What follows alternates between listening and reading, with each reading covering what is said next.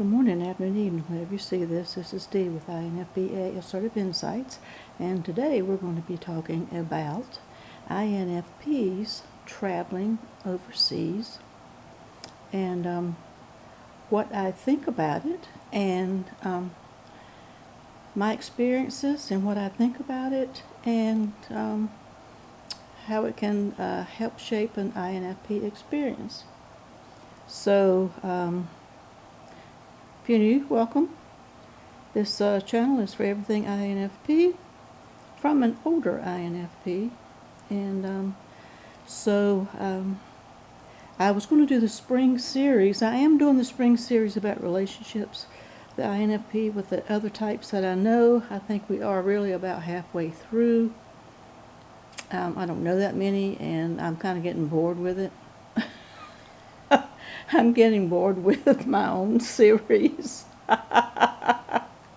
You can't get much more INFP than this to be bored with your own project. Oh, we hate schedules. So yeah, and the summer is coming up, and I do watch occasionally. I try not to watch too much MBTI YouTube right now. And I do watch those INFP creators that I know once in a while. I do at least go to your channel and look at your face. Make sure you're still there. See the titles, but I'm rarely watching it now. I want to just chill out, and I got a million things to do. And I had a really busy, rough week. And all the sensory things I need to do. I want to get back to just talking and having a good time. So anyway, get back to the topic. I hope it won't be long. But I do know some have traveled, some INFPs, particular creators have traveled, left their home country. Some want to. Yeah, so here's what I say. I say go for it. I think all INFPs need to do that. It's a requirement to be an INFP. You know you're an INFP if you want to leave the country and go halfway across the world. But please do it, and but do it this way. What I want you to do, and if you have done it, comment below and what you thought and what you think of what I'm saying. And if you haven't done it, why not? No, but if you haven't done it, just or just what you think. So what am I talking about? I'm talking about visiting another country, but don't go as a tourist.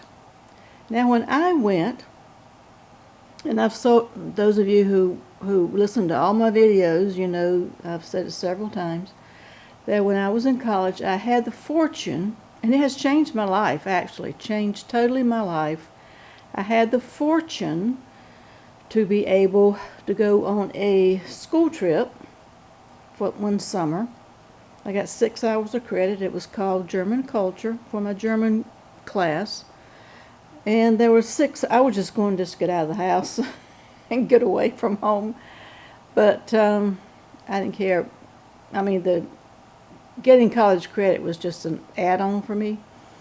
But there were 6 of us totally, and a professor that went who was German, and so she took us near her hometown. She plopped us in the middle of nowhere. That would be the ideal thing to do. I hated it. I had Stockholm Syndrome. If you don't know where that is, what that is, we'll look it up, Stockholm Syndrome. I was so miserable for the first 2 weeks. I didn't understand the language. Nobody knew any English. It's the best way to learn, though. It's like best way to swim, they say, is throw yourself in the water. And either you make it or you don't. I don't recommend that, really, but that's what people used to do. So we got stuck, and initially I thought stuck. And I got really depressed because I thought, well, the dogs know more German than I do. And all the dogs were long-haired dachshunds, and I had never seen a breed of dog like that. I'd never seen any of this stuff. And it was a town that's supposed to have been 500 people. It was a village. And I looked it up the other day. Of course, it was 1971 when I was there, but there are tens of thousands of people. It's a city. And I'm like, was I right that it was only 500 people? But I think so. It was a village. And it was about in southern Germany. I won't tell you where it is because nobody's ever heard of it. But it's about an hour's train ride east of Stuttgart. So it's down the southern part. So we were there, and we visited Switzerland, and we visited Austria. We flew in from Iceland via New York into Luxembourg. So, I mean, you know, we did have a good little trip. I enjoyed Iceland. Nothing but Reykjavik, nothing but the airport. And back then it was a little bitty airport. It looked like it was kind of shaky. It was cheap, that's why we went that way. But I got to go to Iceland before it got to be trendy. So anyway, we're back to Germany, and down in the southern part, and a place where it's they call it Bavaria. It really wasn't Bavaria, it was Schwäbisch. If you know, that was the dialect. I actually learned Schwäbisch. Any of you have heard of that dialect? Which I didn't know. My professor was really shocked that I knew that. She said, "Where did you learn that?" I said, "It's German." She said, "No, that's Schwäbisch." I'm like, "Oh, okay." So anyway, we got stuck there. But after 2 weeks, when I say Stockholm Syndrome, I'm kind of joking, but it was a little bit that way. After 2 weeks, I totally got acclimated, and I started dreaming in German and started understanding German. Nothing was spoken to me except our little group was German. And then we stayed in a hostel, a Jugendherberge. I know my southern, I'm killing German, I know, but I'm southern, and this is the way it comes out. Jugendherberge is a youth hostel. That's where we stayed, and I got to meet students from all over the world. So the point being, if you go not as a tourist and do the touristy things, and we took 1 week off and did the touristy things. I've been to Salzburg, I've been to Vienna, I've been to Munich, I've been to Hofbrauhaus. I know about that.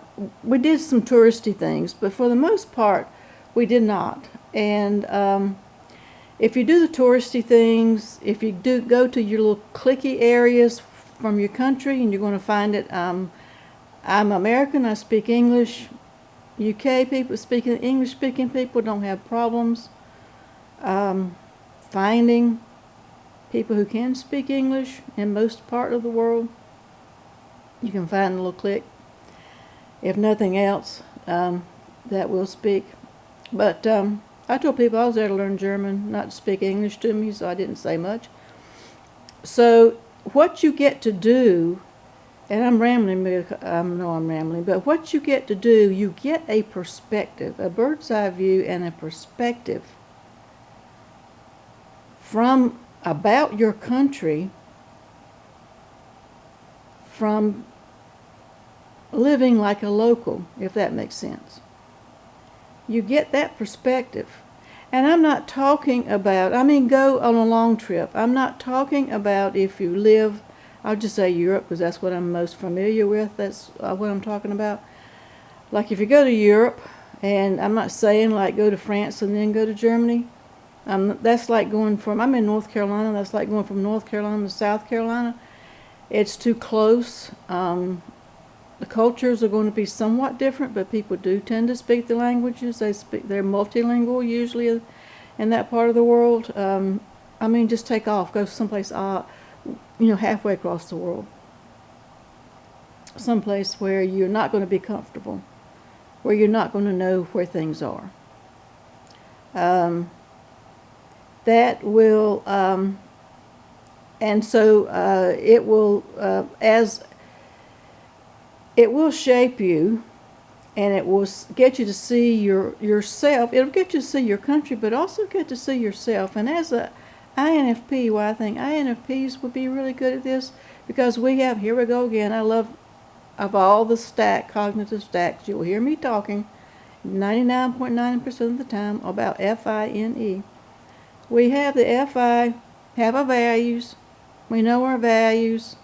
Well, you go to these countries and you see and hear about your own country and what people think.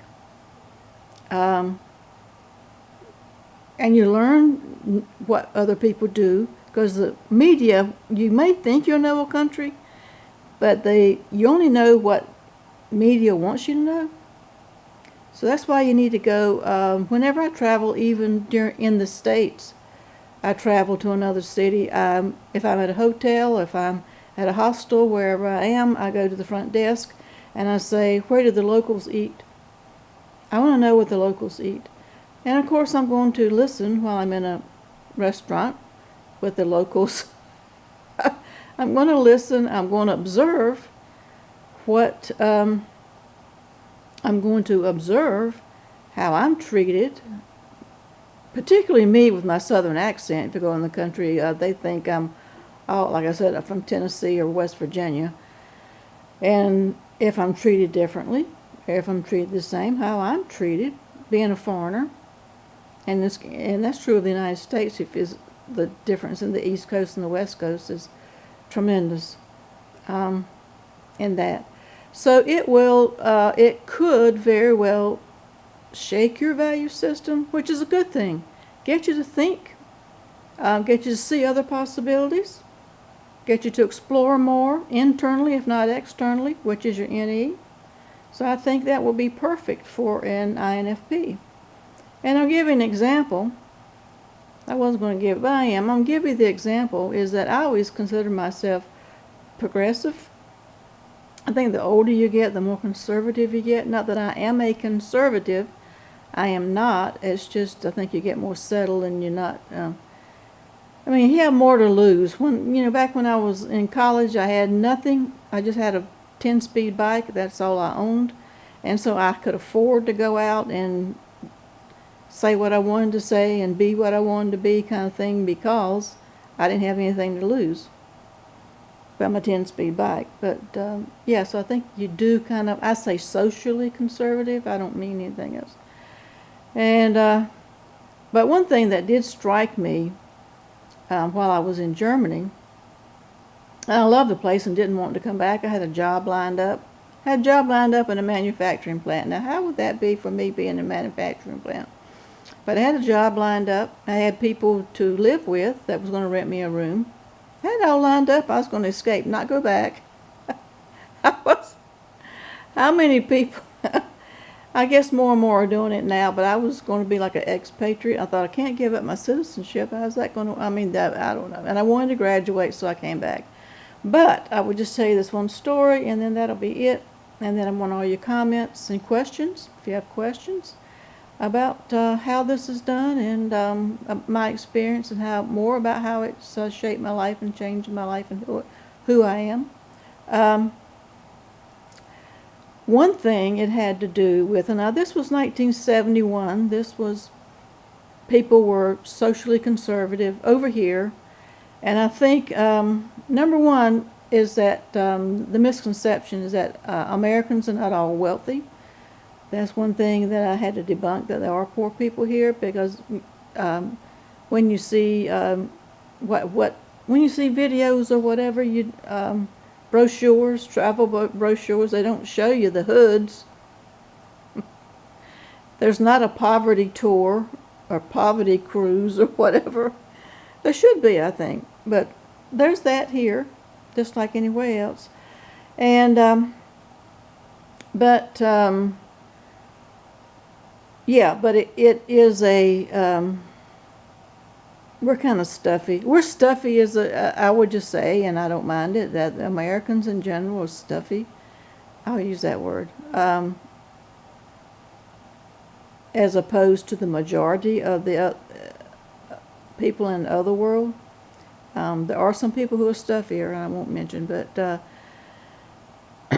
but where I'm getting at with my one example, and then I'll leave, this is getting long, is that that was odd, was that we had to go to the drugstore, and back then, I think the villages still have this, where each store You have to go to each store for what you want. Like we went to take a bag lunch on a trip one day. I think we had to go to 4 stores to make a sandwich. At least 3 stores to make a sandwich. Had to go to a bakery, then had to go to a deli, and then we had to go to a cheese shop. They were right next door to each other, so it was that kind of thing, which I really loved. But one of the girls in our group did not come prepared.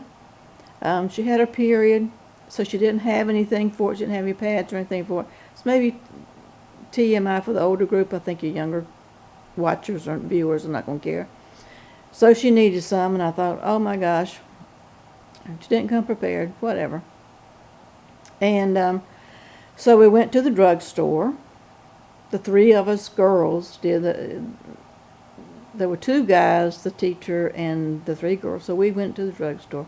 Now, what interested me was that in the window dressing, they have the big windows, like that they used to have window dressings. All the cities used to have that, but in the window dressing, I happened to notice there was a display of condoms. And my jaw dropped. Here I thought I was really progressive and really hip, and hey, I was cool. And about everything. I was very open-minded, and I had no, hold-ups about what people did or whatever. Anything goes, do your own thing. I saw that display, and my jaw dropped, and I kept staring at it, and they had to drag me away. I just wanted to see what... I don't remember what it looked like other than that. But we had to do that. But in order to get what the girl needed for her menstrual cycle, they kept those. You had to ask for them. And they kept those behind the counter, which I think was very embarrassing. And it came in and was wrapped in a brown wrapping paper. I will say this one, I was talking about that like something that came from a sex shop, I guess. I don't know. I don't know anything about that other than I've seen advertising that says it comes in a brown wrapper to be discreet. So what they did here in the United States back then was that the condoms, where I lived anyway, the condoms were in the boys' bathroom at a gas station. In a machine. You had to put your money, I don't know, let's just say a quarter. I don't know what it costs. I don't know anything about any of that. But what my male friends were telling me is that they were, because I want to know everything. They were like, well, I'm having sex with someone. I said, well, where do you get the condom? Where do you get, man, whatever. I don't know, but I want to know everything. I'm an INFP. I want to know everything. So, yeah. So that was hidden. But you could go in and get the pads for the women, just walk in the store and pick them up off the shelf, and just discreetly be as discreet as you want to, or be out with it as you want to. So that was totally different. And it kind of shaked my values, because I had thought, because this was towards the middle of we had been there for a while, and I thought, Germany was really cool. Everything was, people were more relaxed. I still think they are. People are more relaxed. They're more out in the open. And then when I saw the condom display, it was a big window. I don't know. How much can you display?